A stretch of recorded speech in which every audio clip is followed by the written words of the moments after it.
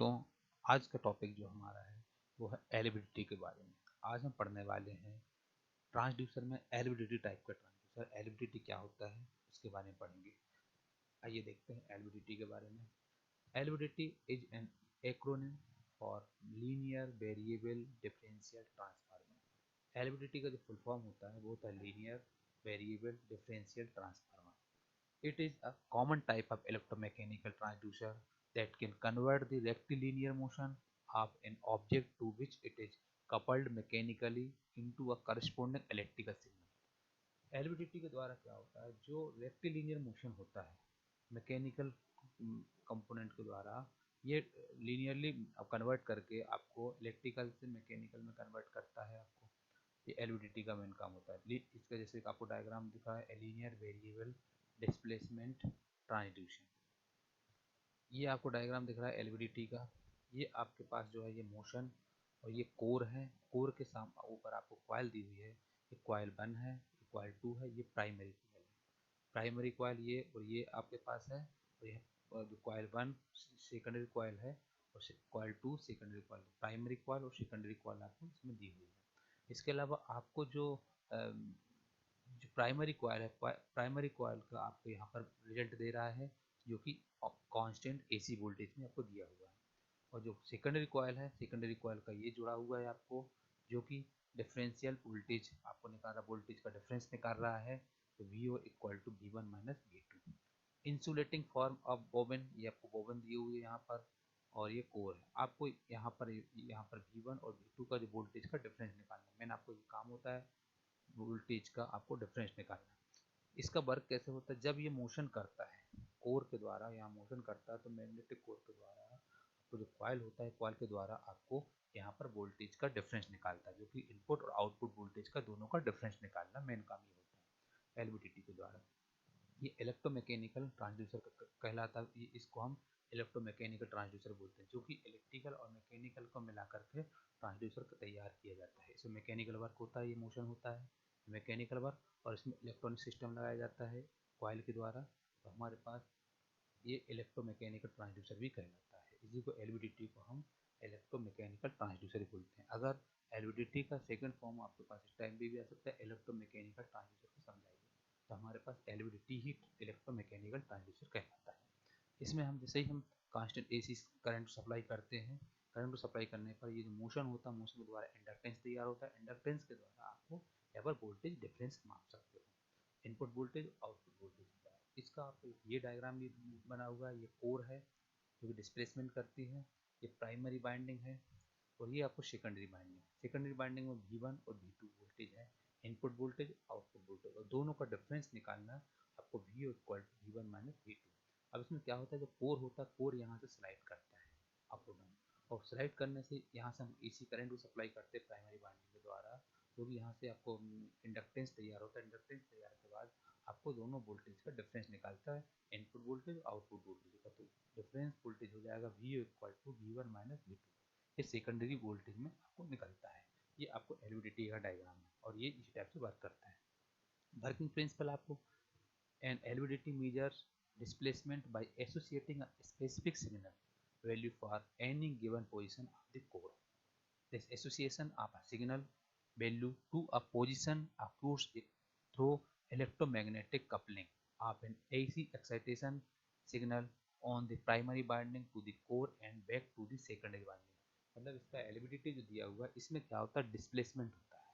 जो हमारे पास कोर होता है, कोर डिस्प्लेसमेंट करता है। डिस्प्लेसमेंट के द्वारा इसमें हमारे पास जो बाइंडिंग होती है, बाइंडिंग के द्वारा इसमें आपको इंडक्टेंस तैयार होता है। इंडक्टेंस के द्वारा आपको जो कि दोनों वोल्टेज का आपको डिफरेंस निकलता है।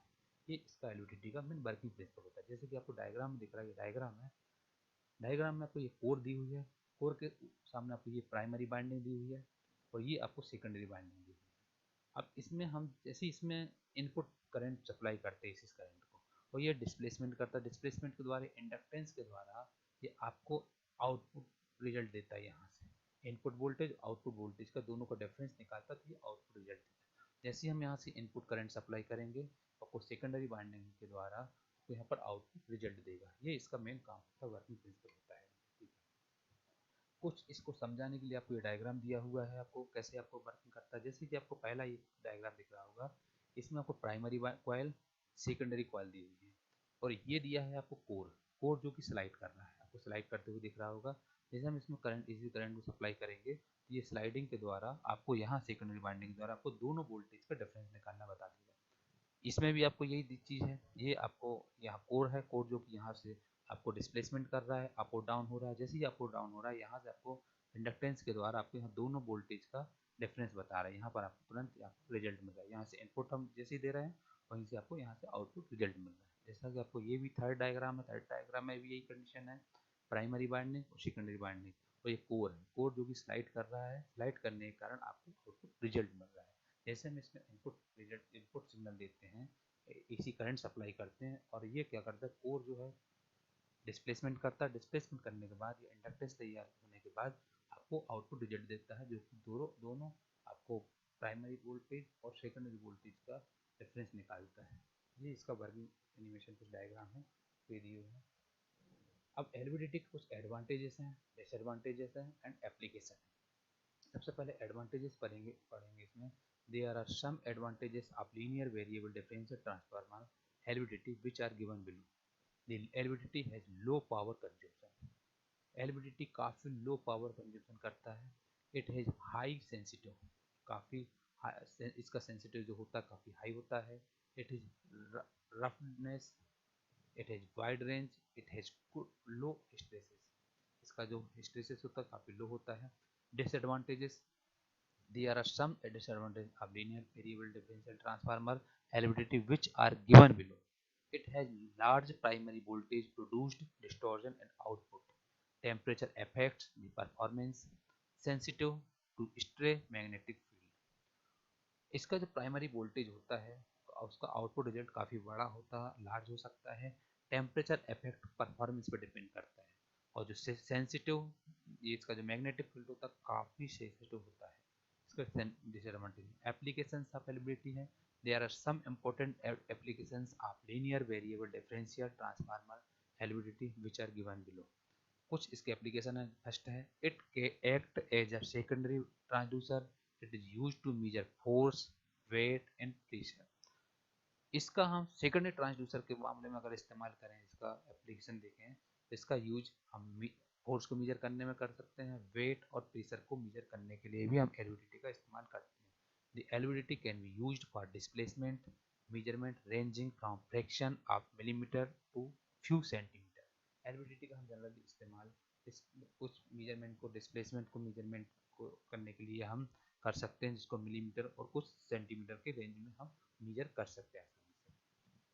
अब एडवांटेजेस, डिसएडवांटेज और एप्लीकेशंस वाले एलवीडीटी के बारे में पढ़ना है। तो हमारे पास एडवांटेजेस जो होती हैं, the LVDT has low power consumption, it has higher sensitive, it has roughness, it has wide range, it has low hysteresis. Disadvantage पढ़ें अगर हम, it is large primary voltage produced distortion in output. Temperature affects the performance. Sensitive to stray magnetic field. Applications इसके दो हैं. It acts as a secondary transducer. It is used to measure force, weight and pressure. Second, the LVDT can be used for displacement measurement ranging from fraction of millimeter to few centimeter. ये इसके application है. ये होता है हमारे पास LVDT.